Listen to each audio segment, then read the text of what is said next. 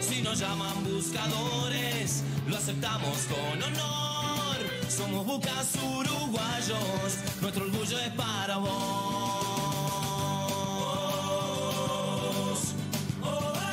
Es para vos. Buscadores. En este miércoles 16 de julio, esta semana para mi gusto tenemos dos fechas patrias, lo voy a discutir con mis compañeros, porque hoy es la fecha patria del fútbol y con ella del deporte uruguayo, por Maracaná, por el año 50, 75 años. Aparte, las cifras redondas como que tienen un contenido diferente, pueden ser redondas en 0 o en 5, digamos. Creo que 75 es boda de diamantes, si yo no mal lo recuerdo. Pocos matrimonios llegan a eso, no solamente por la edad, sino porque no se fuman tantos años juntos. Pero bueno, hoy tenemos un programa realmente espectacular. Acompañándolos a ustedes en esta lluvia, en esta jornada que realmente inhóspita. De a rato llueve poco y de a rato un poco más.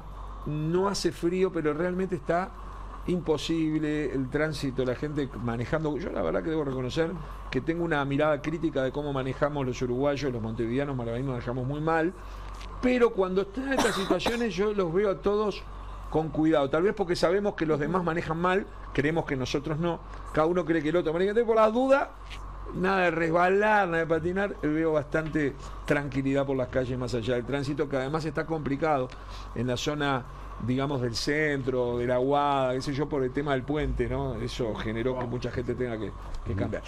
En minutos nomás voy a estar presentando a dos invitados de lujo que vamos a tener hoy, dos invitados de lujo. Pero primero, para ir metiendo en tema, voy a presentar a mis compañeros de siempre. ¿Qué tal? ¿Cómo le va Susana Pecoy? ¿Cómo anda? ¿Qué tal? ¿Cómo estamos? ¿Todo bien? Acá en una tarde lluviosa, inhóspita, gris, pero linda para mirar la tele y para mirar buscadores, ¿no? ¿Usted prefiere que sea así a que esté frío? Bueno, sí, prefiero... Si tiene que elegir, porque, ¿lluvia o frío? Bueno, depende de lo que tenga que hacer. Depende de la cantidad de lluvia. Y depende de lo que tenga que hacer. Porque si hay que salir mucho y andar mucho en la calle, la lluvia se la regalo. Si puedo estar en mi casa, sentada, tomándome un tecito, leyendo un libro... Mirando buscadores, me encanta la lluvia. Ahora, la verdad, depende. Pero el frío fue muy crudo la semana pasada y la anterior, y la verdad es que se siente un poquito mejor. Muy bien, vamos, le quedó el micrófono, vio ahí, no, el grande le quedó hoy, lo usó Bambi. Sí, ¿Cómo anda? Sí. Bambi, ¿cómo le va, Bambino Chegoyen? ¿Qué dice? ¿Todo bien? Sí, todo bueno, bien. Leía en los títulos sobre el final que el policía herido por la bengala salió de CTI. Ayer tuve la oportunidad de hablar con el papá, que es retirado policial, y bueno, me decía que lo estaban tratando muy bien, destacaba el trato excelente que le habían dado en el hospital policial, y bueno, la verdad que son buenas noticias que salga del CTI y pueda de alguna manera ir recuperándose, y bueno, que pronto pueda estar restableciéndose en su domicilio, ¿no? Pero es una buena noticia tomando en cuenta la gravedad que tuvo justamente ese episodio. Muy bien, ¿me dio las vías de comunicación? No, se las doy ahora. Sabés que te podés comunicar con nosotros a través de @buscadorestv. Allí somos en Twitter, ahora X, y también en Facebook. Instagram es @buscadores.tv y tenés la chance de comunicarte al WhatsApp 092 11 60 00, 092 11 60 00, y también tenés la chance del 2010, tradicional SMS de Buscadores. El comentario, como siempre te decimos, es libre, así que desde cualquier punto del país y del mundo, contanos cómo estás mirando Buscadores. Muy bien, la gente que comienza a mandarnos mensaje, y por supuesto le pedimos que no nos manden mensajes de audio en el WhatsApp, porque no tenemos la estructura en este momento para hacerlo, pero sí podemos tener mensajes escritos, a través del 091 890 890, y ya empiecen 092 11 60 00, ojo, Dio el de la radio. 092 11 60 00. Usted dio el 091. No. La gente Démelo. 092 11 60 00. Sí, no llamen al otro porque estamos en la radio. Lo va a volver loco a los muchachos de la radio. Es el que usamos primero.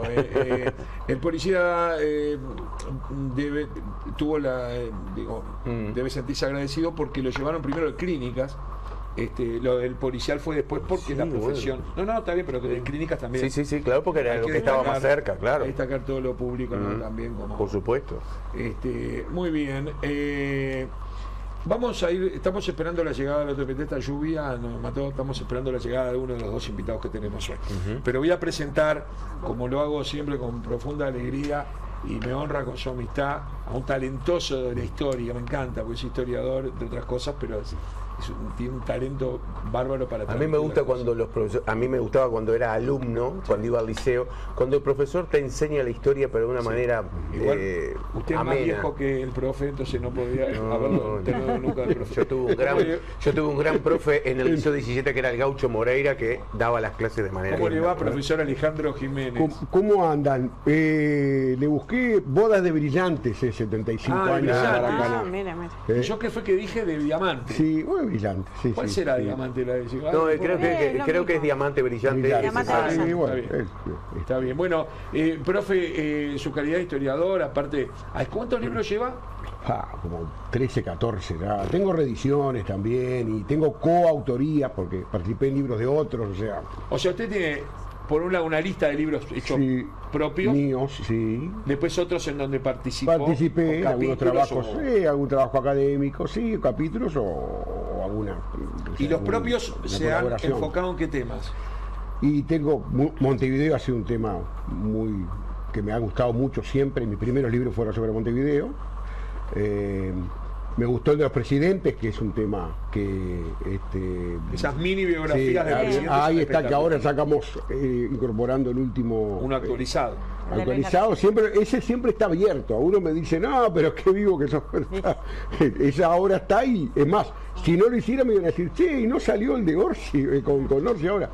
Y después, por ejemplo, también tengo uno sobre murallas de Montevideo, tengo uno de fútbol, tengo un par también, o sea, La Pasión Laica y Sangre de Campeones, que son historias del fútbol uruguayo. Tengo uno del glorioso Club Unión Atlética, también, que tú difundiste también, ¿te acordás?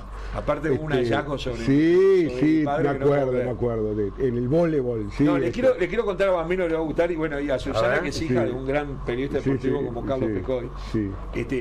Mi padre era técnico de voleibol, jugó al voleibol, era director técnico, jugó en Peñarol, fundó con Severino Varela el voleibol en Peñarol, años 48, 49, 50. Y yo sé que jugaba muy bien, era profesor, incluso en escuelas públicas, y aparte fue técnico en Peñarol. Y de repente me llama el profe que estaba buscando las actas del club, ¿no? Creo que en el año 60, 60. Por ahí, yo había nacido en el 58, mi padre tenía 31 años, yo tenía 2, 3 años, y él tenía 30. Y él se jugó, Unión Atlética decide, todos lo conocemos por el básquetbol, claro. Pero como toda institución tuvo voleibol también, tiene otros deportes, y en aquella época el voleibol era como el básquetbol, con hinchadas y se llenaban las canchas, se seguía con mucha pasión. Y decía, había una copa, dice, Unión Atlética decidió ingresar al voleibol a través de un campeonato cuadrangular que jugaban otras 3 instituciones que no las recuerdo, que ya eran tradicionales de voleibol, en la copa que llevaba el nombre de mi padre. Yo digo, mi padre falleció en 2007, no le pude preguntar, ¿cómo diablo le pusieron una copa? Porque tenía 30 años, hacía 10 minutos había sido jugador y era técnico, pero nunca supe que le podían poner una copa. De Unión Atlética, que no tiene nada que ver con él, Sí, claro. El único contacto que estoy pensando, que él jugaba al voleibol en la playa del Buceo. Claro, porque Unión Atlética surge de 13, surge en la Ciudad Vieja, en el Club Católico en el año 21. Mi libro fue a partir de los 100 años de la UBA. Y después debe ser por ese lado, porque él siempre era la época, en la playa no se jugaba el voleibol, que no había rotación. Claro, claro, fijo. A los 6 el voleibol fijo todo partido. La diferencia con el voleibol, digamos, tradicional. Y bueno, y cuando se muda para el Nuevo Malvin, ¿no? Allí es que se fusiona con el Nuevo Malvin, que era de patín. Él les debe haber dado clase de voleibol a todos los que fundaron el voleibol, y ahí le dieron la copa. Se fusiona con el Nuevo Malvin y con el Deportivo Buceo, que no es el buceo de básquetbol, es otro que estaba en la playa. O sea, bueno, profe, muchas gracias por estar aquí, gracias. porque queremos hablar de muchos temas. Invitamos también, no es específicamente el profesor de historia, sino de literatura, ¿no? El profesor Manuel Flores Silva. ¿Cómo le va? ¿Todo bien? Bien, estupendo, contento de estar con ustedes. Quiero pedir disculpas porque yo conté una anécdota de mi padre, una pavada que fue una copa de voleibol que ni yo sé por qué le pusieron el nombre, porque no me parecía que tuviese tanto mérito, y tengo a Flores Silva, que el padre fue Gardel, en política por lo menos, y en otras cosas, en la cultura uruguaya. Así que gracias por estar aquí. Muy amable, muy amable. No, por favor. Y Sergio, hay un tema interesante, y es que no hace mucho tiene su calle, que es parte de la calle San José, ¿no? Que tiene el nombre de Maneco. De Maneco. Pero, ¿cómo se llama? ¿Maneco o de Flores Mora? O... Lo que pasa es que la calle San José, el decreto que la designó, era hasta la calle Ejido, porque no había el puente por abajo de el túnel por abajo de la intendencia. Entonces después se le siguió a las 2 cuadras, se le siguió diciendo San José, pero no había resolución.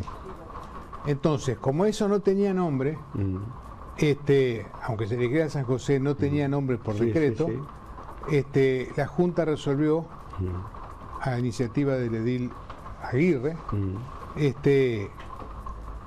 el Leonel Aguirre, ponerle eso, y eso lo hizo el año pasado. Y es bien interesante para nosotros, para la familia, porque ¿qué ocurre? La sala de la convención del Partido Colorado, donde el viejo habló tantas veces, da a San José. Se entra por Martínez Trula, pero la sala de convención da por San José. Incluso en época de la dictadura se alquilaba para hacer fiestas y se entraba por San José. Y enfrente está la espalda del Ministerio de Ganadería, que también el viejo fue ministro de Ganadería. Entonces nos pareció una cosa... Un lugar que tenía que ver. Bien, y que no era fácil que estuviese libre. Claro, ¿no?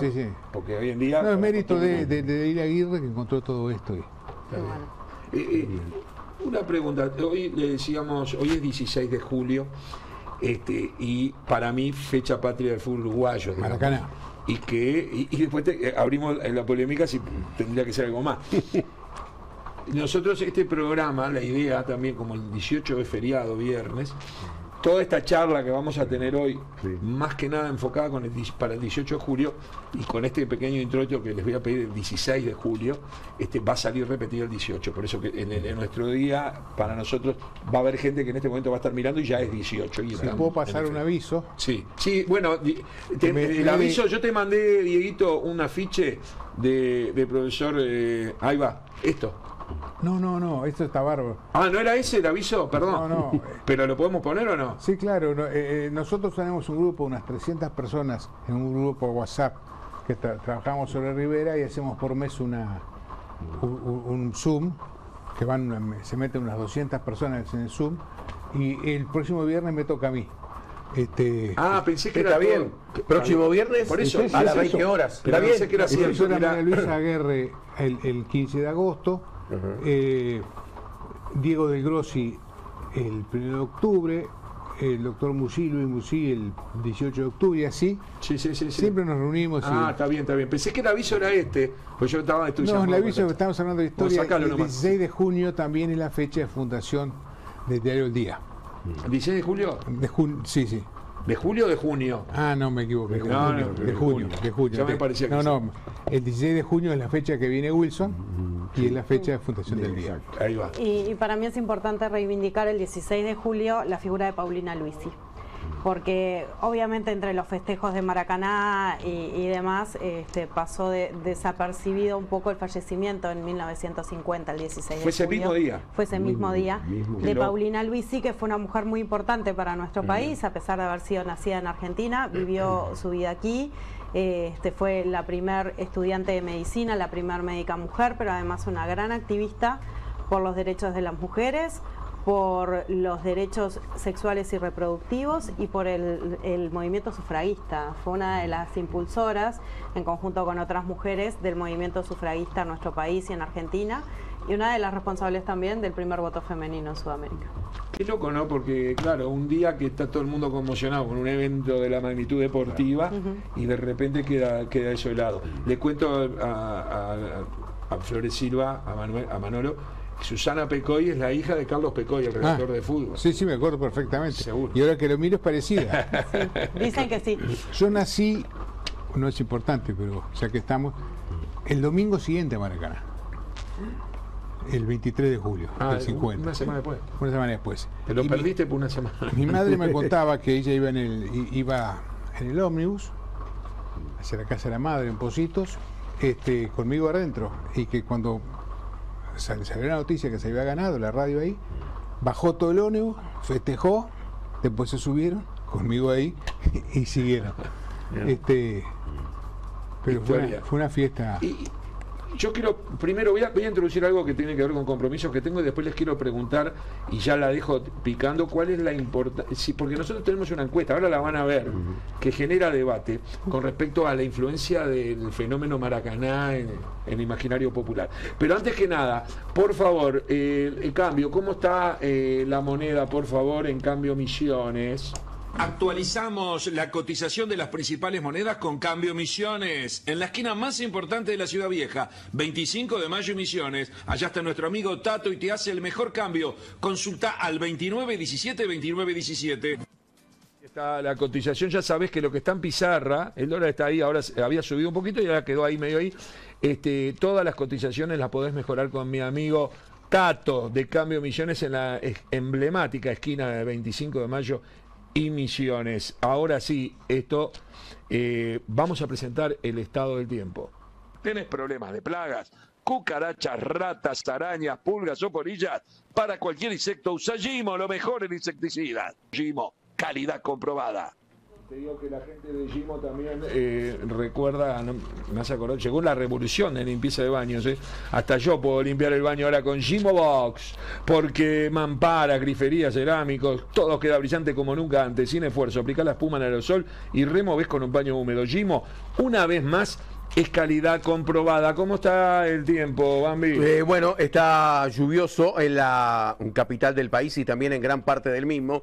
14 grados de temperatura actualmente aquí en Montevideo, 96% el índice de la humedad, 500 metros la visibilidad. Vamos a tener una jornada con una máxima de 17 y en la jornada de mañana vamos a tener una mañana que va a ser igual a la de hoy, cubierto, precipitaciones, tormentas y ventoso, y sí, durante la tarde vamos a tener disminución de la nubosidad, precipitaciones y probables tormentas y muy ventoso, eso sí. Presentó Don Osvaldo, el compañero ideal para tus momentos de disfrute. Grapa miel, vermut blanco y roso, amarga y licores.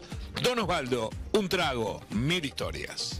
Y te recuerdo que en Droguería Paysandú te descontamos 15% en artículos seleccionados por el mes de julio. Sílica gel, bolsa térmica para el invierno, bioetanol y ácido ascórbico, entre otras cosas. Visita nuestra web para más información, drogueriapaysandú.com.uy, que sigue creciendo con más de 40 sucursales.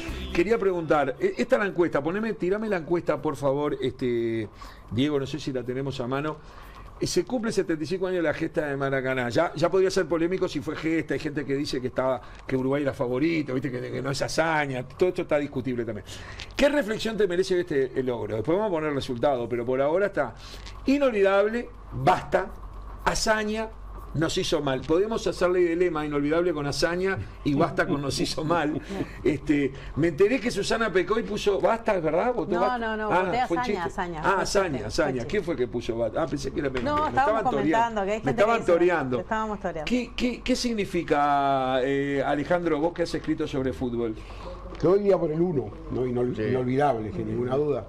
Hay una definición muy buena que dio Pablo Perdigao, que era un historiador del fútbol brasileño. Tenía 11 años cuando el 50 y escribe un libro que se llama Anatomía de una derrota. Yo tengo el video, yo fui el que conseguí el largometraje de 13 minutos que protagoniza Antonio Fagundes. Ahora, yo digo, ¿qué país escribe un libro sobre la derrota? porque de la victoria, película, libro, lo que sea hay, pero ¿qué país? Bueno, en el caso de Brasil se da precisamente esa situación. O sea, el libro habla de, y pone una definición preciosa, el Waterloo de los trópicos.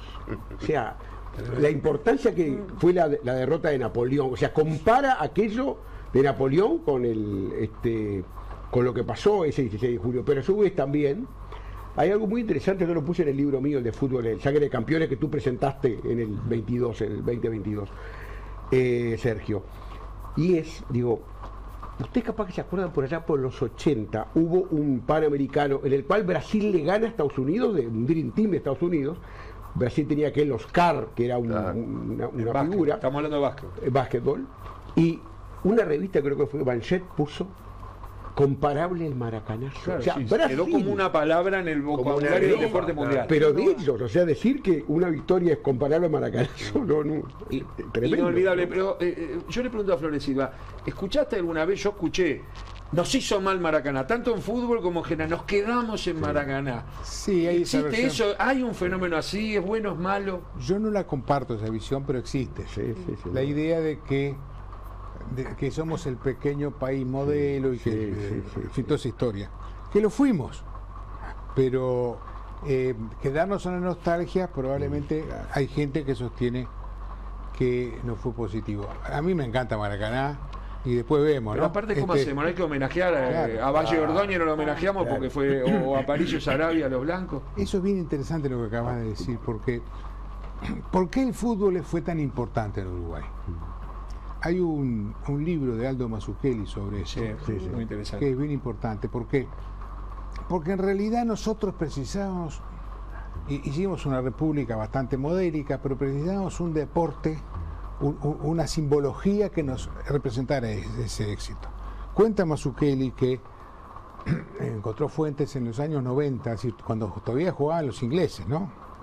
Algunos pocos criollos, jugaban ahí en Punta Carretas y en Trujillo, y había 3 personas que iban siempre a ver el partido, que eran Pablo de María, que después fue un gran jurista, Villar, que era un militar, que después fue jefe de las Fuerzas Armadas en la Revolución del 4, y José Valle Ordóñez, que era un periodista.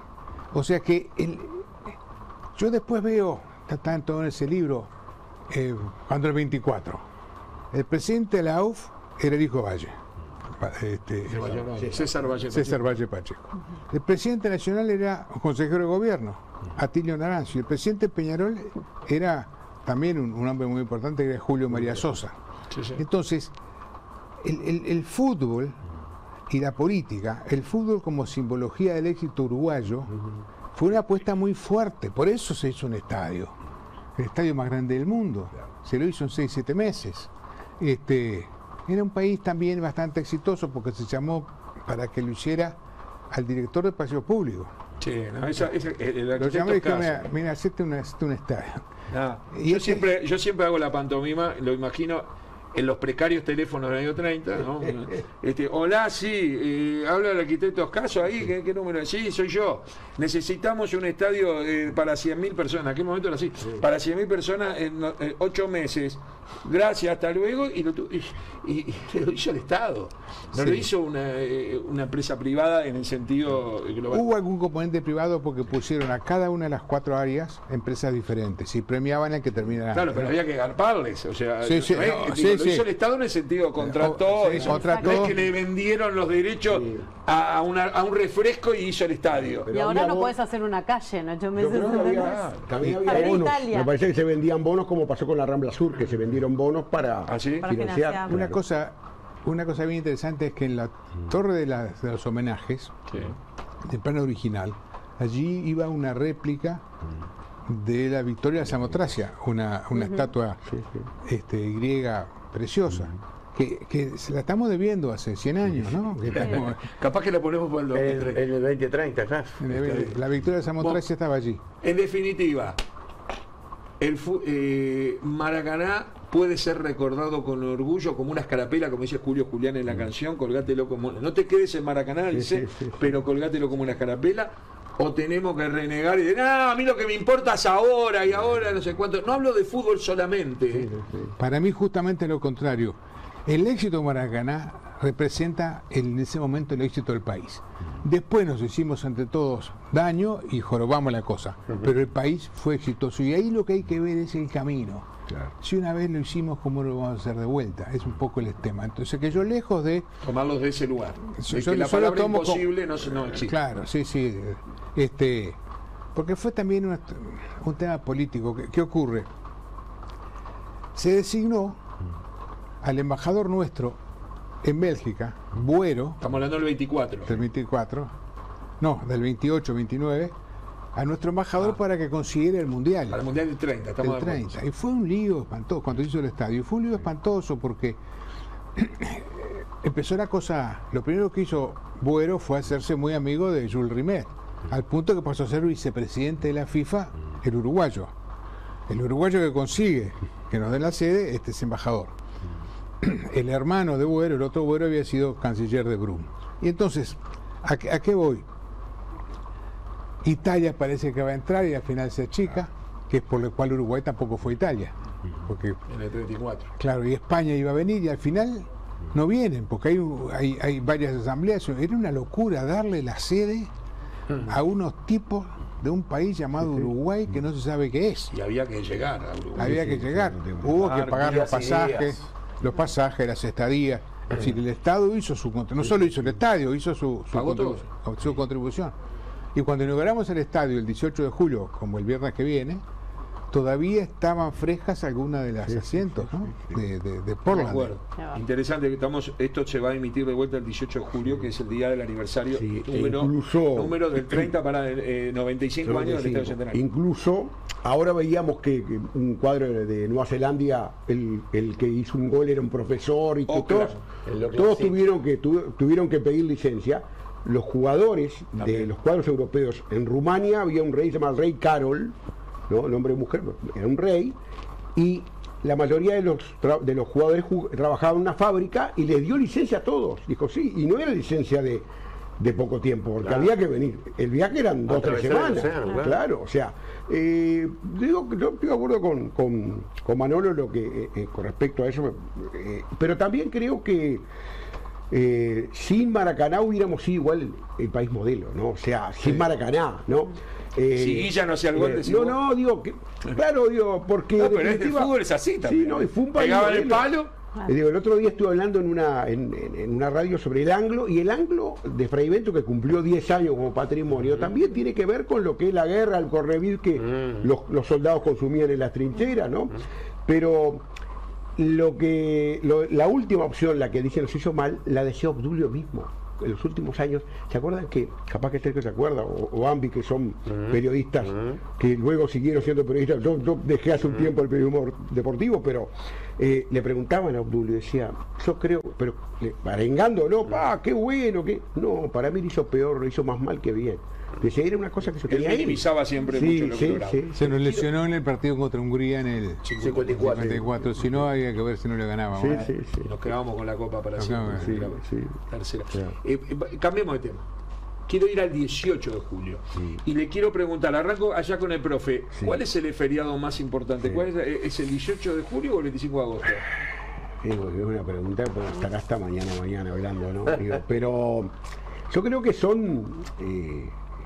me acuerdo, en la década del 20, Manolo se debe acordar también el debate, hubo un debate parlamentario. Ustedes se imaginan hoy. En los años 20, hace 100 años. Hace 100 años, cuando festejamos, y hubo un salomónico empate, se festejó el 25, se festejó el 30, ¿no?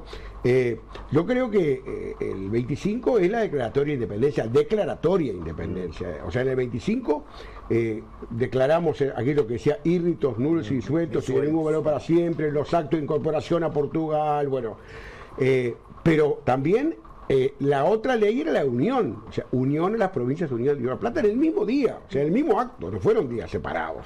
O sea que no fue una declaratoria, pero no fue una independencia total. La que se va a ir forjando en esos 5 años hasta el 30, cuando tenemos nuestra constitución, ¿no? ¿Es cierto que es una fecha más colorada el 18 de julio y más blanca el 25 de agosto? Sí. ¿Y por qué? Es así. Como dice Alejandro, esto se discutió en el Parlamento. Una Cámara votó que era el 25 de agosto y otra Cámara votó que era el 18 de julio, o sea que quedó empatado. Y se le pidió un dictamen, un historiador muy importante, a Pablo Blanco Acevedo, que está por ahí el dictamen. Yo lo iba a traer, pero ¿por qué es blanco y por qué es colorado? Básicamente por esto. Para decirlo, como dice Alejandro, en un minuto, cosas muy largas, pero hay una fecha muy importante para mí, que es el 12 de mayo del 817. El general Artigas baja por última vez cerca de Montevideo, está en Toledo y por acá, y designa jefe del ejército del sur al general Rivera, entonces coronel Rivera. Y entonces ahí se produce una decisión dentro de la revolución. Al año siguiente, Artigas también en mayo nombrará jefe del ejército a Rivera. ¿Por qué? Porque dentro de la revolución había diferentes realidades. Yo no creo que haya que ser crítico de ninguna de ellas. No es que Oribe traicionó a Artigas y se fue con los brasileros y con los españoles y con los porteños. Se fue a Argentina y combatió contra el federalismo en la batalla de Cepeda. No, una parte de los orientales, básicamente los montevideanos, veían que en la invasión brasilera había que necesitábamos a Argentina, a Buenos Aires, y eran partidarios de negociar con Buenos Aires. Buenos Aires dijo con mucho gusto, pero reconocen el gobierno de Pueyrredón y el gobierno unitario.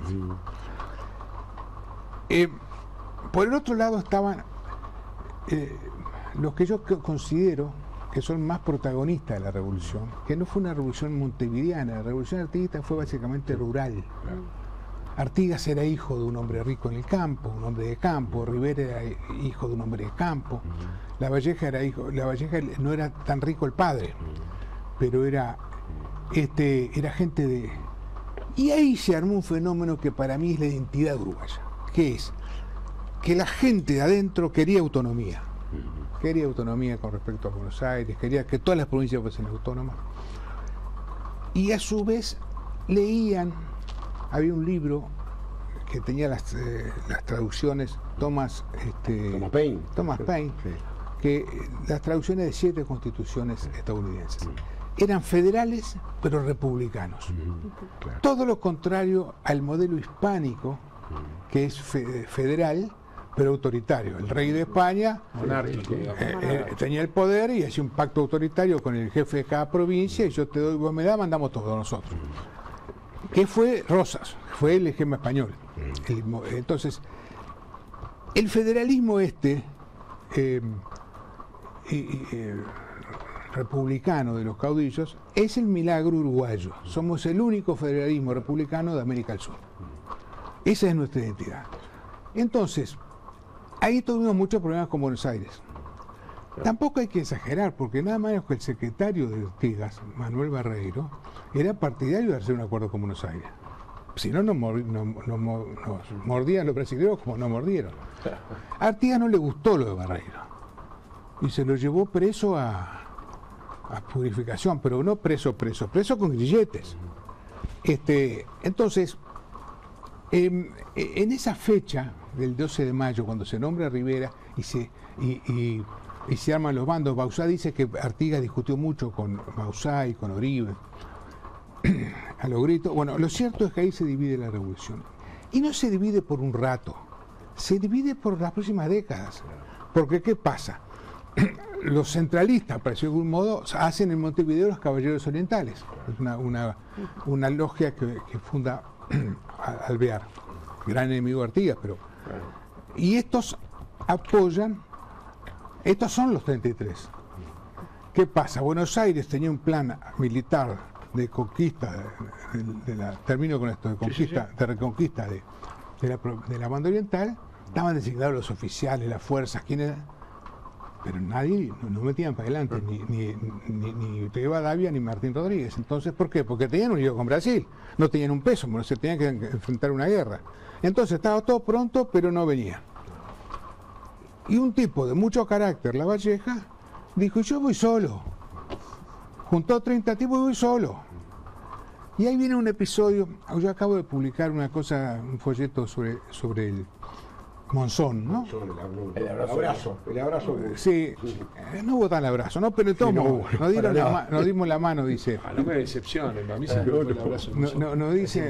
Lo que pasa es que ya está totalmente comprobado que había 7 u 8 contactos previos entre Rivera y Lavalleja, al punto tal que quien lo cuenta es Rosas. Juan Manuel de Rosas fue uno de los que vino acá y puso plata para apoyar la revolución. Y le dijo, habló con Rivera y dijo, apóyese Rivera. Entonces, y después financió los 33.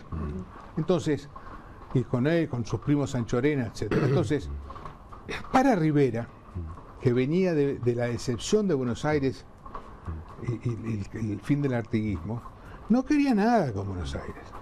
Y había detectado que había un capital político en el republicanismo brasilero, que después fue, no Brasil, de Río Grande, que después fue la República de Río Grande, que duró 10 años. Entonces tenía esas cosas. Y empezó en contacto con esto y al final en Monzón resolvieron apoyar. Rivera tenía 700 hombres, podía aplastar a Lavalleja en 10 minutos, pero creyó ver la oportunidad de la liberación. Y con Rincón y con Sarandí nos pusimos los pantalones largos y los argentinos dijeron apoyamos. Por eso hubo que adherirse. Yo no estoy con la adhesión, con el capítulo 2 de la aclaratoria, pero tampoco es una locura. Claro, ¿cómo hacías? A tal punto es una locura que cuando... Tema de sobrevivencia. Claro, al punto es así que cuando el Rivera, 3 años después, conquista las Misiones, lo primero que hace es adherirlas a las Provincias Unidas, porque estaban los brasileños ahí, si no lo mataban. Entonces, yo prefiero el Estado Oriental, pero tampoco me parecen locos los que dijeron en plena revolución contra Brasil había que estar ahí. Había que estar ahí. Y en el 26 incluso se jura la constitución de Rivadavia de Argentina, de lo que eran las Provincias Unidas. Pero además, esto que estás diciendo... Escuché la palabra logia y yo sé que vos querías hablar también de los masones. Cuando se discute la constitución del 30, ¿no? O sea, hay dos bandos, claramente. El Lauri era el modelo unitario, como quien dice, o sea, él comandaba el modelo unitario. Y del otro lado, Santiago Vázquez era el que sostenía el modelo federal, porque todavía quedaba algo en el artiguismo. La bandera de los 33 es una bandera artiguista, digo, claramente, o sea. Y ahí fue que en esa asamblea, ¿no?, gana finalmente la tendencia unitaria de constitución, pues una constitución unitaria, evidentemente inspirada en la de 26, en la francesa del 91, y por eso es que, o sea, en definitiva, el Uruguay surge como país como fue, ¿no? Es muy importante eso que dice Alejandro, porque Artigas fue refractario a los doctores. No quería nada con ninguno, ni venir a Montevideo, ni ir a Buenos Aires, que debió haber ido 2 veces y tomar el poder. Rivera, sin embargo, entre los que fueron sus enemigos doctores, selecciona, y vos me nombraste a Yauri, lo hace ministro, nombraste a Santiago Vázquez, lo hace ministro. Los 5 hermanos que decían. A Lucas Oves, a Muñoz. Entonces, de algún modo une dos bandos de la revolución, incluso quiere meter a Uribe y lo hace presidente. Después hay otro tema que es otro tema, pero es bien importante porque tal vez si Artigas, en vez de ponerse preso a Barreiro y hubiese tenido una política, claro, los otros muchachos tampoco eran muy leales, ¿no? Claro, Tomás García Zúñiga, que había sido artiguista, que pasa a encabezar al cabildo portugués, se hace tan portugués que después cuando Necor se va con él y pasa a ser un ciudadano brasilero que muere 20 años después en Brasil como un brasilero. Con título de nobleza, además. Ojo al gol, porque Tomás tenía 300.000 hectáreas, el hermano tenía 300.000 hectáreas en el Río Negro y el primo era el socio de Rosas, o sea que juntaban los tres 1 millón de hectáreas. Era gente poderosa que se inclinó por la dominación brasilera. Bueno, y ahí hay un tema que yo leí en el libro de Pardo, puede ser, que escribió ahora sobre Rivera. Padrón Fabre, Óscar Padrón, un historiador de Durazno. Óscar Padrón Fabre. Escribió sobre Rivera. Un gran libro. Es excelente, sí. Yo lo estoy leyendo, a mí me resulta un poco más complejo porque para mí casi todo nuevo, para claro. ustedes dos debe ser esto, lo sé, o lo Padrón es cuando venga a Montevideo yo te recomiendo que lo invites. No, estuvo acá. ¿Estuvo? Sí, vino a presentar el libro y el libro me parece fantástico. Y por lo que he entendido, algunas cosas que leí, que para ustedes debe ser fácil, no sé si a Susana le pasa y a mí no le pasa lo mismo que a mí, yo estoy... No me animo ni a preguntar para no meter la pata, pero digo, no sé eso, pero digo, yo noté que hubo un momento que era muy importante poblar, hacer ciudades lo más arriba posible. No sé, estoy ahora por decir algo, Artigas, Rivera, o sea, hacer algo para que no se bajara, para que no lo tomara otro ese territorio. ¿Estamos de acuerdo con los eso? brasileños tuvieron una política de colonización muy inteligente. Privatizaron. Hacían ciudades, Colonia, Sacramento, por ejemplo. Vos eras te doy una bandera, eran bandeirantes, que eras como ser corso en el mar, lo que vos agarrar era tuyo. Bueno, y me pagabas, los Emiratos me pagabas un impuesto. En el Golfo. Entonces, cientos o miles de coroneles le llamaban bandeirantes, conquistaron, entonces venían por acá y el de Río Negro para el norte, la mitad de los propietarios eran brasileños. Claro, iba a quedar de Brasil eso. Y también pasó con Paraguay y con Argentina. Entonces, mientras nuestra colonización era burocrática, había que mandar uno que ponía el mojón y la cosa. Ellos metían la gente, metían el ganado. Entonces, fue muy importante eso, sí. Es así. E incluso, claro, pudimos rescatar hasta el Cuarén, o sea, en los tratados del 51, aquellos después de la Guerra Grande, el Tratado de Límites, porque verdaderamente Brasil... Estaba por fuera. No, nos ayudó Brasil, el Imperio de Brasil contra... Ahí sí, vos recordás, Alejandro, que cuando éramos Cisplatina, le dejamos lo que hoy es el departamento de Artigas y Medio Salto a los brasileros, a cambio de que nos construyeran una farola. Sí, la farola, la Convención García fue esa. Entonces allí, en realidad, cuando se hace el acuerdo y se crea el Estado Oriental, era el territorio de Montevideo que llegaba hasta Queguay, no hasta el Cuarey. De Queguay para el norte era brasilero. Rivera viene retrocediendo porque Rivera estaba allá, se hizo el acuerdo, tenía que volver, y lo acompañan 9.000 personas, con ganado y con cosas, gente muerta de hambre, ¿no? Con lo que se funda Bello Unión, indígenas. Y allí, en lugar de bajar hasta el Cuarén, hasta el Queguay, se planta en el Cuarén. Barreto era el general brasilero y al final le dice a Barreto, mira, hasta acá llego y si no hay lío, y hacen una convención, y es allí que se fija el Cuarén. Claro. En los tratados del 51 fue una cosa complicada, porque fue lo que se hizo para arreglar la Guerra Grande. Para pagarle a Brasil su colaboración. En realidad, allí, 2 ministros de Giró van a hablar con Urquiza para revisarlos. Ya se había derrotado a Rosa, estaba en una realidad. Los que viajaron juntos fueron, paradójicamente, quienes murieron el mismo día. Fueron el ministro Flores y el ministro Leonardo Berro. Y no convencieron a Urquiza que te hubiese salido con Brasil. Es impresionante, la gente se prende, nos escribe, qué cultura y cómo sabe transmitirlo. Un placer escucharlos, dice el 365, que dice que hay que traer más seguido este tipo de invitados. Bueno, gente que opina de distintas cosas. Esto es un dibujo. Todos son fantasías, ¿no? Esto es de Blanes. Eso es la jura. Blanes. Por eso. La jura de Es la Blanes. Que jura. tenía, Blanes lo pinta después, porque Blanes nace en el 1830. O sea, lo pinta después, obviamente, Claro. ¿no? Le contaron cómo puede haber sido. Ahí o lo está. Se tomaba su trabajo, entrevistaba a la gente. El tipo no inventaba solamente. El de los 33 orientales también, También, ese. de Blanes, Pintor de la que patria. también dicen que es algo totalmente ficticio. o sea. Claro. Sí. Yo ahí, vos sabés que quiero una lanza, hay una colega, Daniela Tomeo, que estudia estos temas de cómo el arte refleja la historia, y fijó como 2 categorías, lo verdadero y lo verosímil, ¿no? O sea, a veces no es verdadero, pero es verosímil. Pero puede ser, Es posible, pudo haber claro, sido así. porque uno ve esos hombres, los 33, es un buen ejemplo. Vos lo ves en la Plata de Gracia, y lo ves como que hubiera salido recién de la tintorería. Y eso no salió, claro. Pero ¿cómo vamos a representar un héroe? ¿Sucio y embarrado? No, lo mismo que pasa con Artigas. en la Plaza de Independencia, un caballo que parece un caballo árabe. Y queríamos a poner el caballito criollo y el uniforme militar, que además se los daban por 5 años. El gobierno español le daba los uniformes por 5 años. Al año ya tienen que estar improvisando, eran harapos, claro.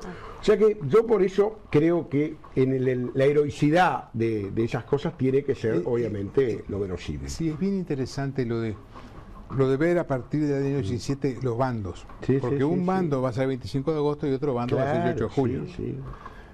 El bando más centralista es Oribe, los Caballeros Orientales, la llegada de los 33 y en la década del 30 Rosas. Rosas era la reconstrucción del virreinato, no solo superficie, porque nunca reconoció a la independencia uruguaya ni la paraguaya, sino en contenido, era autoritario. Entonces, esa es una línea. Otra línea, cuando Artigas se va, Artigas cruza el 14 de febrero del 20. Artigas tuvo 13 hijos, como sabemos. Deja 2 hijos, uno de 4 años y uno de 1 año. María, de 1 año. Rivera habla con Melchor Cuenca y se lleva a Santiago de 4 años y lo cría. Es un oficial. ¿Rivera? Sí, claro. No sabía yo. Sí. Bueno, es más, hay tantas cosas que no sé. Los 3 hijos de teatro esto. 3 de los hijos de Artigas, José María, que era el hijo con la mujer con Villarreal. ¿Esa era la prima? La prima, que nunca estuvo bien de salud, ¿no? Nosotros no insistimos nunca en ese tema. José María creo que es el que lo va a buscar a Paraguay, me parece. Sí, también. Lo va a buscar y él dice que no. Pero José María, hijo de Villagrán, es decir, José María Artigas Villagrán. El hijo mayor, Juan Manuel Artigas Muñoz, no me acuerdo bien Isabel, la madre, Muniz, el mayor, y el menor, Santiago, los 3, Juan Manuel, Santiago y José María, pelean con Artigas, con Rivera en Cagancha. Claro. Es más, José María, cuando se gana la batalla de Palmar contra Oribe y se avanza sobre Montevideo, la vanguardia que entra a Montevideo la comanda José María Artigas. Y como bien decía Alejandro, José María fue, pero en el año 32, esto lo encontró Flavio García, cuando llega a la presidencia, le escribe a Artigas que venga. Cuando llega a su segunda presidencia, le escribe a Artigas que venga, en el 41. Y ahí manda una delegación con un mayor, el mayor Albín, a convencerlo que venga. No lo llegan a ver. Porque acordémonos que había una dictadura atroz en... Artigas se va creyendo que va a ganar Yegros, que era amigo de él, y gana Francia y ejecuta a Yegros. O sea que ¿y el que estaba preso? Estaba aislado. Hay una teoría como que estaba medio... En la práctica sí, porque estaba... Lo trataron bastante bien. Cambia, ¿no? cuando asume López. Claro, cuando muere Francia, Gaspar de Francia en el 38, sí. Gaspar de Francia aisló Paraguay. El sabio Bonpland, que estudiaba pastitos y pichitos, metió una pata en Paraguay. Estuvo 8 años preso, ¿no? ¿Francia es el dictador? Sí, son todos. ¿La calle Francia de Punta del Este es por Francia o por el país? Yo calculo que sea por el país, ¿no? Por el país. No le podemos poner un nombre. No creo. No, ya me iba a calentar. Para nada. Bueno, pero entonces, Rivera, en el año 26, vos recordás bien, en el año 26 los centralistas disuelven el Batallón de Dragones. En una condición de Rivera cuando pactó que existiera un batallón exclusivamente orientales. Cuando viene la cosa lo disuelven y Rivera se va. Y ahí dice, esto es lo que conservamos de los tiempos de Artigas, no se puede disolver. En el año 28 tiene un intercambio con Lecor que se está yendo y le dice, yo no le perdonaré nunca a usted lo que hizo con el José Artigas. Es decir, Rivera siempre se redefinió artiguista. Claro, luego vinieron otras realidades, Nosotros, a mí me causa gracia porque de los colorados dicen que estamos con los unitarios. Nunca fuimos unitarios. Nos importa un pito los unitarios. El tajo era federales autoritarios contra federales republicanos. Eran unos poquitos los unitarios, y en el año 39 que dimos una batalla con 3.500 nosotros y 7.000 Rosas. Estaban los argentinos también, los exiliados argentinos. Sí, los exiliados nunca dijeron ser unitarios, salvo, ¿sabes cuál? salvo Varela, Florencio Varela. Que mataron acá, mataron a Montevideo. Lo mataron, sí. Estoy muy gentil porque no voy a contar cómo lo mataron. Ahora, los demás no se decían unitarios. Claro. Mitre, Echevarría, Alberdi, eran liberales. Sí, sí. O sea que el tema unitario, Lavalle metió 200 hombres en la batalla de Cagancha, que tuvimos 3.500 nosotros, por 2 hombres más matados, pero nunca fuimos. Es más, hay cartas de Artigas un poco enojado con de Rivera un poco enojado con Lavalle, ¿no? Pero el loquito ahí está. Lo mató Rosas y otra cosa.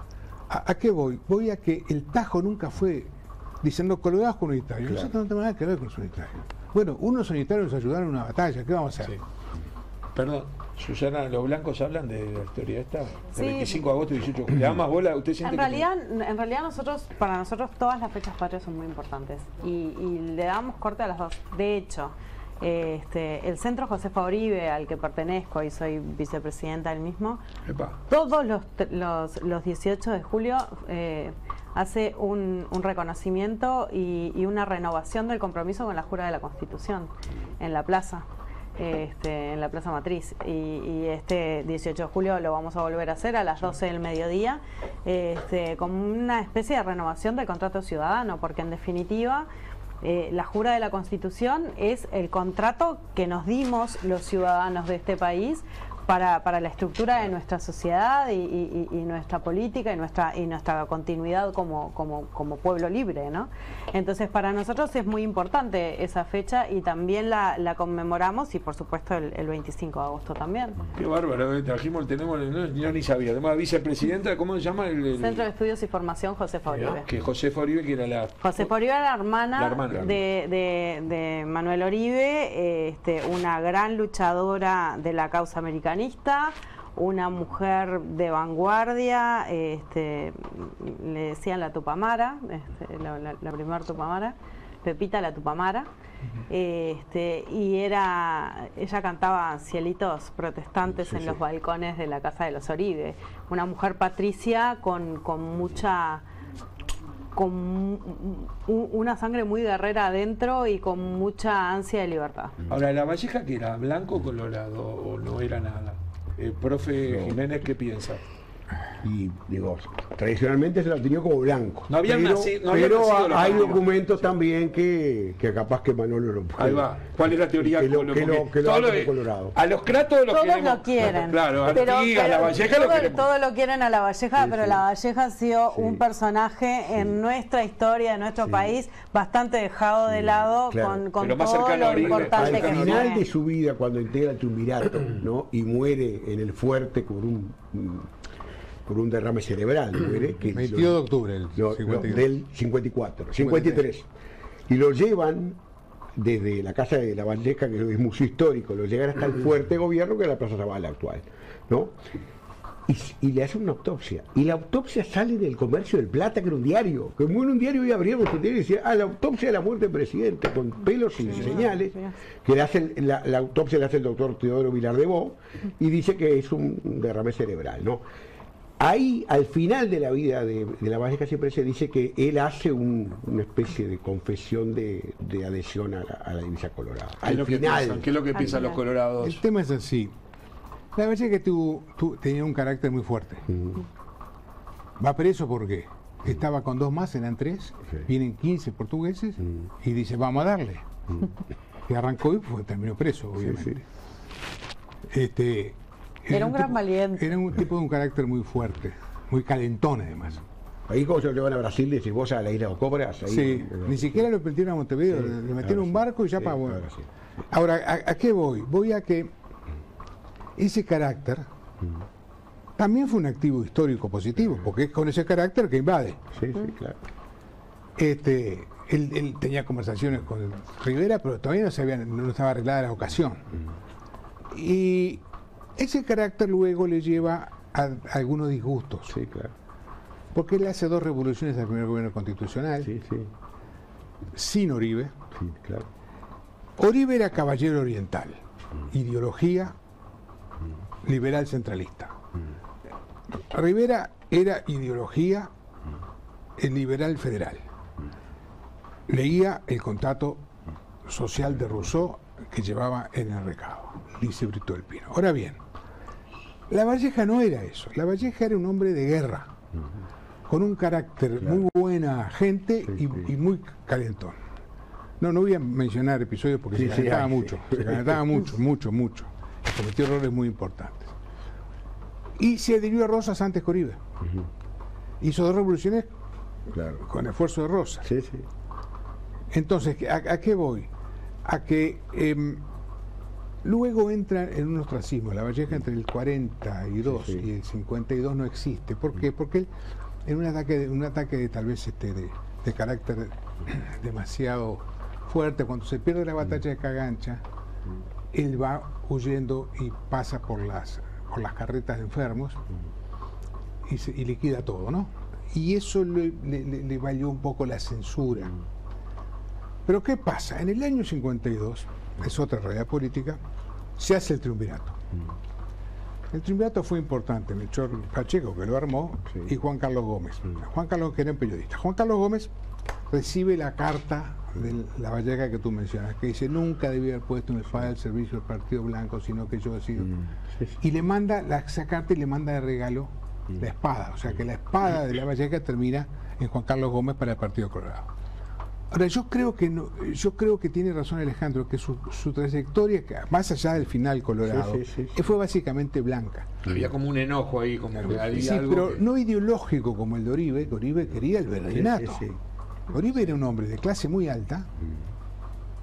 Los Oribe eran nietos del gobernador español, de clase muy alta, que siempre se figuró... De Viana, José Joaquín de Viana. Claro, José Joaquín de Viana. Siempre se figuró... hay una frase de la madre, cómo mi hijo va a servir a una Artigas, ¿no? Es decir, era gente muy alta, por eso el mérito de Josefa, de que más allá de su clase social empujaba el americanismo. Y entonces yo no creo que sea legítimo decir fue colorado porque terminó colorado. No, casi toda su trayectoria fue blanca, y más que blanca fue revolucionaria. Ahora, gracias a esas calenturas de este señor, tenemos país, ¿no? Claro, sí. Porque la invasión de los 33, para los colorados una invasión porteña, fue lo que precipitó, desencadenó todo. Y Ana Monterroso, que le decía: date corte Juan Antonio también, que no, Claro. desde el balcón. Muy importantes las mujeres en esa época, ¿no? Muy importantes. Y cómo quedaron también un poco relegadas. A nosotros nos está costando muchísimo encontrar historia de Josefa en los escritos de la época, porque realmente es muy difícil encontrar las historias de las mujeres que acompañaron esas revoluciones y que acompañaron la formación del país. Hay un libro muy bueno de Barrios Pinto, Aníbal Barrios Pinto, que se llama El silencio y la voz, que es el papel de las mujeres en el siglo XIX. Es muy interesante. Sí, muy interesante. Permiso. Voy a leer algunos mensajes de corrido enseguida, pero primero porque hay muchos y muy interesantes. En Óptica Semiflex podés comprar desde cualquier punto del país y moverte de tu casa. Entra a nuestra web semiflex.com.uy y cliquea en la pestaña que dice compras. Allí tendrás toda la información que necesitas. Semiflex, tu mejor manera de ver el mundo. Y cambio de tema y te cuento de Simple Box. Esto me cambió totalmente, porque cuando uno tiene su casa, tiene que hacer una mudanza y de repente le sobran cosas, no sabe ponerlo. Mira, Simple Box es un lugar espectacular en plena Ciudad Vieja, estacionamiento, te dan la llave del box, te alquilás del tamaño que quieras, hay de 40 metros cuadrados, 10 metros cuadrados, 20 metros para los enfermos de los libros como yo. ¿Sabes cómo? Ya tengo uno ahí para no molestar a nadie, y cuando querés vas a abrir, sacás lo que querés, sacás fotos, fotocopias, lo que tenés... Lo que quiera. Hay empresas que lo usan además para guardar mercadería. En fin, ellos te dan cajas, te alquilan estanterías para facilitar el orden. Realmente es un lugar espectacular. Simple Box, tener más espacio es simple. Y ahí tenés el teléfono 29 15 15 15, o en ese celular me parece que falta un número, falta el 025, sí.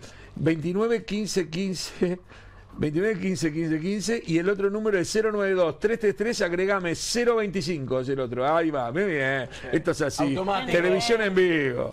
025, ahí está. Simple Box, tener más espacio es simple. Lo otro que te digo es que yo con los vegetales de Polar Food de Colaprole no me complico. Los tengo en el freezer y listo. Directo a la olla, nada de andar lavando o cortando. Con Aprole a través de esta promoción de Polar Food.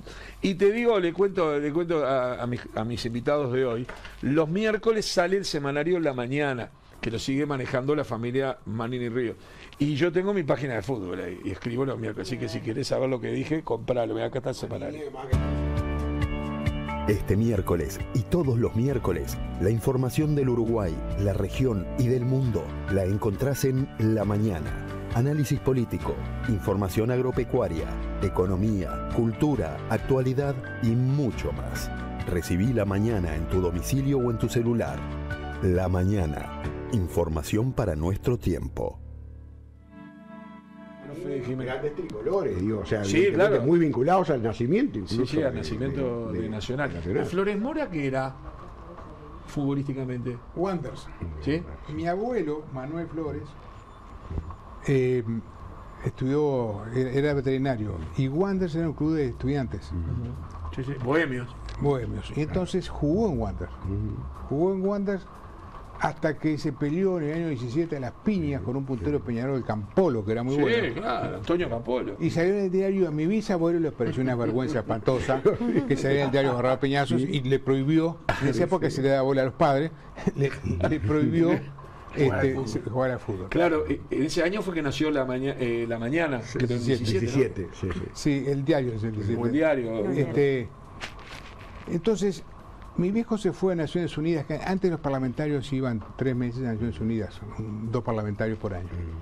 Tuvo 3 meses, año 57. Y mi primo hermano, gran bolso, nos llevó los 3 meses a ver a jugar a Nacional. Hiciste Nacional ahí. Cuando llegamos estábamos con escudito. Y el viejo le decía a mi madre, me acuerdo, esto es tu familia. ¿Y quién era mi primo? El Toto da Silveira. Ah, mirá. Que después dejó de ser de cualquier club porque él... Sí. No, hay fotos igual, ahora pobre Toto, el recuerdo, hay fotos de él como mascota de Nacional en los años 50. Pero después él se guiaba básicamente por las directivas, ¿no? Si una directiva era honesta, de golpe del Peñarol de Copa Nacional. Estaba bien La Mañana en el 17 y el diario en el 23. Esa fue la orden. Creo que es así. Pero son los diarios de Manini Ríos, sí, que era mano derecha de Valle Ordóñez y de golpe, cuando tiene un enfrentamiento, termina y ahí se viene. Nace el riverismo, claro, digamos. El riverismo. Sí, el tema del colegiado, ahí hay una diferencia importante. Valle viene de Europa. Cuando Valle se va a Europa, en el mismo barco va recién casado un joven de origen humilde, pero muy brillante, que era Pedro Manini Ríos. Casado con una señora muy adinerada y se van de luna de miel. Y vuelve y el Día lo dirige. Don Pepe le da el Día. A Manini, el diario Día. Era lo máximo. A Manini y a Arena. Arena, 20 años antes, cuando recién empezaba el Día, los Valles se iba caminando del Día. Entonces lo esperaba. Se iba caminando siempre con el administrador que era Santana. Los domingos Santana no iba, o sea que los domingos Arenas hacía el boludo y esperaba que saliera Valle y lo acompañaba unas cuadras. Y Valle le dijo un día, año 90 y poco, un día este diario va a vender más de 10.000 ejemplares y va a ser muy importante.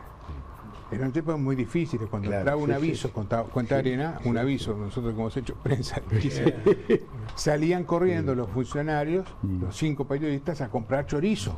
Cortaban chorizo y lo pagaban ese día. Claro. Entonces, estando Manini, director del Día, 20 años después, y Arena, llegan a los 10.000 ejemplares. Y entonces Arena le escribe, hoy hemos cumplido su sueño. Después llegaron hacia mí, digamos. Sí, cuando yo entré en el año 79. Seguro. Quiero leer algunos mensajes. A ver. Ya le voy leyendo. ¿Por qué no dicen que la verdadera fecha de independencia es el 27 de agosto de 1828? Somos un país tal cual, gracias a Inglaterra, dice. La Convención Preliminar de Paz. Sí.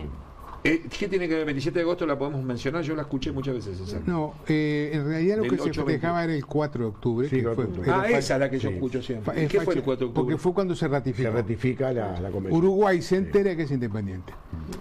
Lord Ponsonby, en inglés, escribe.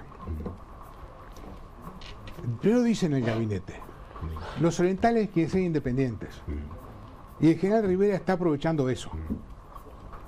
Y luego escribe, no hay manera de armar algo, porque los orientales quieren ser independientes de Brasil, pero quieren ser independientes de Argentina. El éxodo, 15 años antes, era la prueba. El 60% de la población se fue. Dejó casa, dejó todo. Había 5.000 personas en el éxodo, pero había 7.000 en el ejército, 12.000 personas, de 20.000. Entonces, había una voluntad autonómica muy fuerte, que es lo que Artigas tradujo como voluntad y que termina siendo bien. No es un yo creo que la voluntad autonómica es la del 25 sobre todo, y en el 30 no es cuando empieza la vida del país, la vida de esa entidad jurídico-política que es el Uruguay, digo, a partir de esa es la importancia que tiene el 18 de julio sí, yo creo que son es bien interesante. Ponsonby era un lord inglés muy atractivo. Y como llega a América Latina también. Que en realidad noviaba indirectamente con la amante del rey. Sí. Cosa bastante inconveniente en una monarquía. Sí, sí. No lo hagan en sus casas. Entonces, el canciller Canning, se supone que ha pedido el rey, y el rey además era feo, gordo, sucio. Y este era... Entonces el amante tenía claras sus opciones. Y entonces lo mandan... Mándemelo lejos. Y Canning lo manda acá. ¿Cuál es el mandato de que tiene Ponsonby? Que haya navegación en los ríos. Paz y navegación. Así el comercio. Y acá viene y hay una guerra entre Argentina y Brasil. Y no hay manera. Los argentinos no quieren. Los brasileños no quieren. Y ahí Rivera invade las Misiones y las toma en 20 días. Y eso altera la balanza. Porque ¿qué pasa? El proyecto de Rivera no era las Misiones, era republicanizar el Brasil. Claro. Y el imperio dice, mejor este negocio lo terminamos acá, y entonces se hace el acuerdo. Brasil tenía recursos para la guerra, Argentina no. Pero Brasil tenía más que perder, y entonces ahí se arma el acuerdo. Ponsonby lo que hace es reconocer una realidad, la única realidad que puede encontrar. Ahí nace la teoría que dice nuestro oyente, nuestro televidente, que es que somos un estado tapón inventado por... ¿Saben dónde eso, no digo se celebra, pero que hasta hay una plaza con 4 de octubre de 1828 en San José? No me pregunten por qué, digo, pero dicen que siempre hay una gran influencia de un historiador, Caputi, que fue el que sostuvo, Maragato sostuvo esa teoría, y en San José hay una... Le dan la trascendencia a ese día. Hay una plaza. Rivera paraba el ejército y desfilaba el 4 de octubre. ¿Y desde qué año la principal avenida se llama 18 de julio?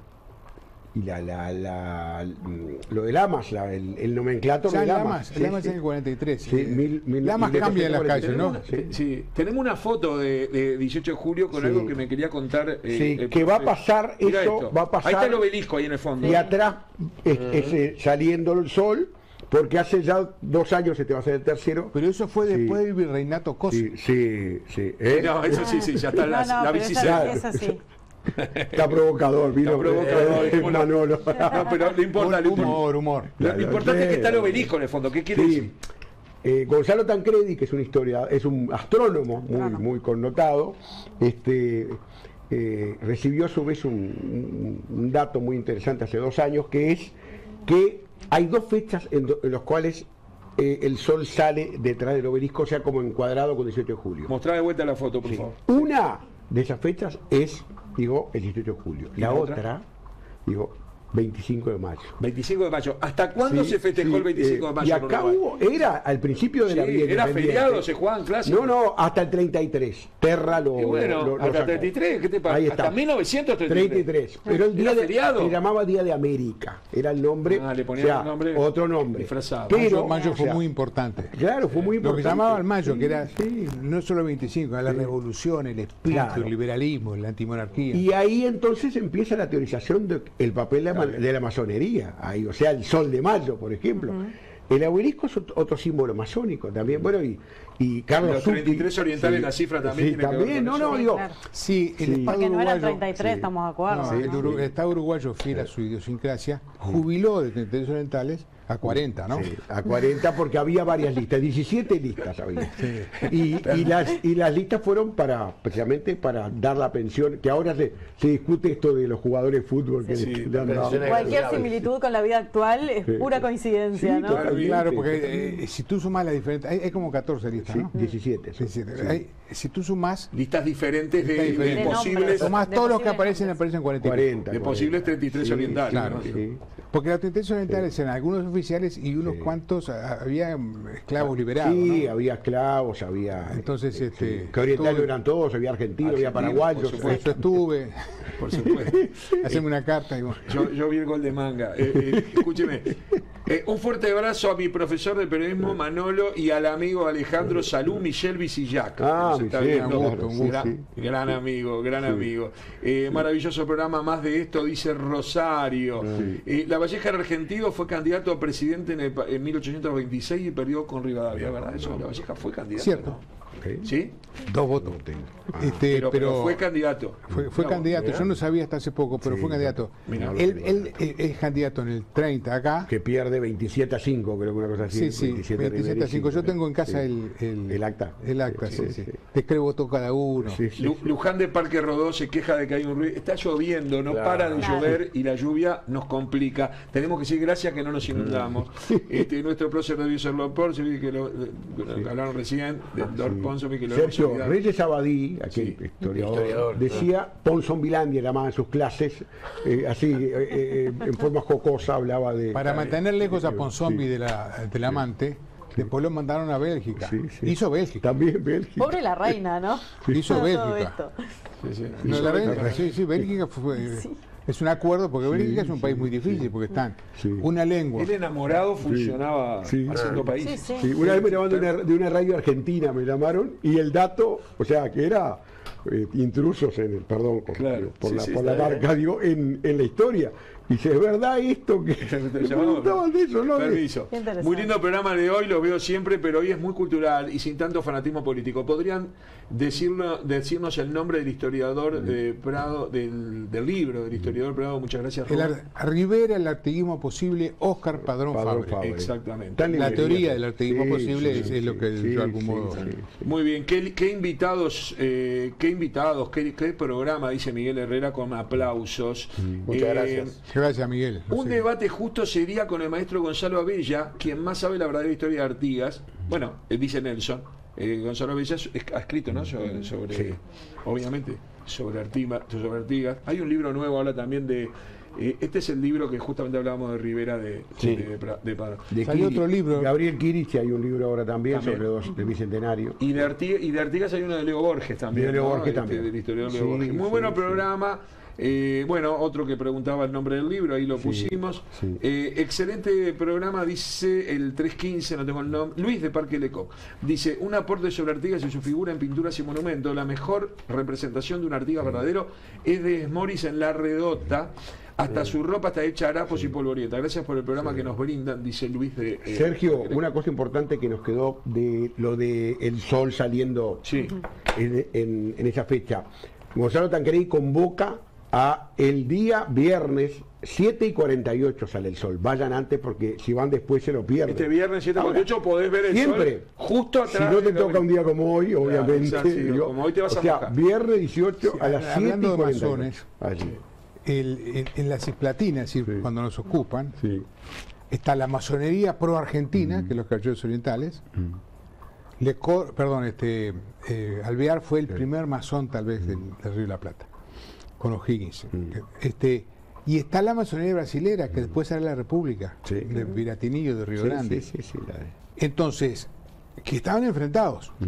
O sea que el tema masón, que es un tema muy interesante, muy interesante. Sin embargo, no es lineal. No es lineal. Tiene sus contradicciones, porque la masonería brasilera es una masonería abierta, como la estadounidense, es decir, están sus sedes, sus templos, salen. En cambio, la masonería rioplatense es lo que llaman discreta, es decir, mejor que no se sepa. Mejor adentro y no que... Claro. Un placer escucharlos, dice Nelly de las Acacias. A ver, al menos una vez por semana deberían traer algún historiador. Es un placer escucharlos en lugar de las eternas peleas entre gobierno y oposición que ya nos tiene cansado. Dice Ana. Se comparte. Gracias, Ana. Hoy realmente un programa excelente. Mencionó al Gaucho Moreira, que a pesar de no haber nacido acá es nuestro. Se destacó como profesor de muchos de nosotros que peinamos canas. Fue director del Liceo Valdense. Soy de Nueva Helvecia y aquí vivió hasta su muerte. Omar Moreira, el Gaucho Moreira. Yo lo conocí también. Quiero decir algo sobre el documental que decía, el libro de Perdigón, el brasileño, sí, Perdigão. De Perdigão, sobre la anatomía de una derrota. Los brasileños tienen mejor onda que nosotros. Yo me acuerdo cuando Mujica fue a ver a Lula, dije, no se vaya a enojar con los personajes que nombró. Mejor onda si son 5 veces no es por eso. El Pato Celeste estaba con la delegación y le regalaron una camiseta de Guilla a Lula, y Lula feliz de tener la camiseta de que los clavó en la final del mundo. En Uruguay haces un regalo de eso y tenés que salir corriendo, la dejaste, va. Vale, no lo haga, qué necesidad. Pero fue tan importante, discúlpame, que los brasileños después de esa derrota cambiaron la camiseta. Exacto, era blanca y pasó a ser esta que nosotros amarilla. Acá está el libro, la tapa del libro. Y el otro tema es que el estadio Maracaná se iba a pintar de acuerdo a quién saliera campeón. Pensaban pintarlo de blanco, que es la camiseta de Brasil. Es celeste al día de hoy, incluso con las reformas. Es celeste y quedó celeste. Porque los brasileños cumplieron. Eso es lo loco. Con dolor y todo lo cumplieron. Lo cumplieron, porque no les iba a obligar, ¿no? Pero bueno, en nuestra formación tenemos, en nuestros liceos y en formación tenemos una idea distinta de lo que era Brasil de lo que era. Brasil era un lugar donde había una monarquía constitucional, gobiernos de conservadores, gobiernos liberales e incluso gobiernos de coalición. Y había unos debates parlamentarios, interpelaciones, había una vida muy rica, y lo que pensaban los tipos de acá sobre Argentina y sobre era que éramos unos bárbaros que nos matábamos. Porque ellos, la revolución, la independencia de ellos fue sin un muerto. Fue que el grito Ipiranga fue que se golpearon un dedo. Golpeó el grito Ipiranga. Me quedo, dijo. Así que se quedaba como independencia en Brasil. Entonces, las noticias nuestras, están las interpelaciones, si uno lee, se mataron 300 tipos, 500 tipos. No podían creerlo, ¿no? También. Lo voy a liberar, Lo voy a liberar. Gracias. Deben haber quedado 1000 cosas, pero yo sé que el profe tenía cosas también, compromisos, y me imagino que... ¿Puedo pasar un aviso? Por supuesto. Entonces paso 2, breves. Al final no dijiste que vas a tener un chivo. ¿Al final lo hicimos el chivo o no? No, me parece que no. El chivo era el día, ¿te acuerdas? Está. No, el tema es así. El 24 de septiembre se hace 200 años de la batalla de Rincón. No voy a explicar ahora, pero fue decisiva. 200 años de la batalla de Rincón. Con Rincón y con Sarandí nos ganamos el apoyo argentino. Pero primero nosotros hicimos nuestros éxitos militares frente al invasor. Bien. A los 200 años hacemos un homenaje frente a la estatua de Rivera, ahí en Tres Cruces, donde estamos rescatando toda la música y la poesía que se ha hecho sobre este personaje. Delmira Agustini, Juana Ibarburu, Juan José Morosoli, Blanca Blugrum, es decir, y la música. Estamos reinstrumentalizando y recantando todo para hacer una apuesta. Entonces, quería informar simplemente eso. Y la gente que quiera participar en el Zoom de Poneme de vuelta la foto del Zoom para el Zoom de este viernes. Seguro me prendo 20 horas, espero no tener que trabajar. Ya te mandé la invitación. Sí, yo sé, yo ya vi, yo tengo el link. Tengo el link. Simplemente decisiones políticas en 7 escenarios y un montón de años. Claro, Rivera en 7 momentos, en el 20, el 25, 26, 28, 36, 39 y 52. ¿Qué decisiones toma? Y si nos vinieron bien, nos vinieron mal, en qué se equivocó, en qué... Buenísimo. Ese es el tema. Buenísimo. En esta onda de discutir, no un bueno y malo, porque yo no puedo decir de La Valleja tal cosa, o Rivera tal cosa, porque son realidades más complejas. Totalmente. Acá un último mensaje. Siguen llegando mensajes, pero aparte cuanto más leo, más mandan porque ven que los leo. Nora dice, soy maestra jubiladísima. Recuerdo con mucho cariño al profesor Jiménez cuando recorría con su guía experta y amable el Museo Histórico Casa de la Valleja. Mis alumnos y yo aprendíamos mucho con sus claras explicaciones, siempre agradecida. Me llama la atención, jubiladísima, pero usted es tan joven. ¿Y ella que era una alumna o era...? No. Él se tiñe de canas. Sí, exactamente. Sí. Como no nos conocimos en un proyecto de la revista Postdata. Sí, claro. Muy interesante. Hace nada más que 30 años. El año 97, por ahí. ¿Vos fuiste parte de Postdata? De un proyecto. Alejandro trabajaba mucho en las biografías. Las biografías de los personajes. Por eso que el libro mío de presidente de biografía. Y entonces tenemos ahí un proyecto. Sí. Muchas gracias, profesor Manuel Flores. Un gusto, a las órdenes. Y algún otro día seguiremos charlando de otros temas. Un gusto verte, Alejandro. Igualmente a mí. Y los invito, tuyo. No, para el viernes, que estén antes de 7:48. Llegan un minuto después, se pierde. Se fue el sol. Se fue, detrás del obelisco. Lleguen 7:30. Parado 18 de julio, cerca de la bicicenda de Cose. Porque va a estar Tancredi en persona explicando. Que vayan ahí mismo. No, ahí mismo vayan. En el obelisco.